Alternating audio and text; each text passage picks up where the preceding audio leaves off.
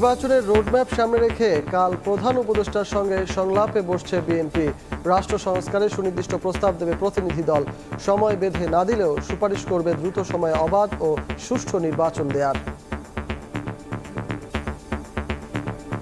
বর্তমান সরকার যে সংস্কার কার্যক্রমগুলো হাতে নিয়েছে তার মধ্যে আমাদের সুপারিশগুলো আমরা প্রদান করব। একটা নির্বাচনের রোড ম্যাপ ওনারা জাতির সামনে প্রদান করতে পারেন, তবে হার্ড অ্যান্ড ফাস্ট কোনো সময় বা কোনো মাসের কথা আমরা বলবো না। সংস্কার কিন্তু একটা চলমান প্রক্রিয়া, সংস্কারের বিষয়ে কারো কোনো দ্বিমত নেই। সুতরাং এই কাজগুলো যত তাড়াতাড়ি সম্ভব শেষ করতে হবে এবং এগুলো শেষ করে আমাকে নির্বাচনী প্রক্রিয়ার মাধ্যমে দেশে গণতান্ত্রিক অর্ডার ফিরিয়ে আনতে হবে।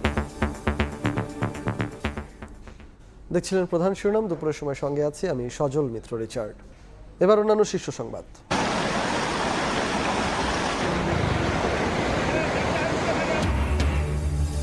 টানা বৃষ্টি ও পাহাড়ি ঢলে শেরপুরে বাঁধ ভেঙে হুহু করে ঢুকছে পানি। প্লাবিত গ্রামের পর গ্রাম, ডুবে গেছে ঘরবাড়ি, দুর্ভোগে কয়েক হাজার মানুষ।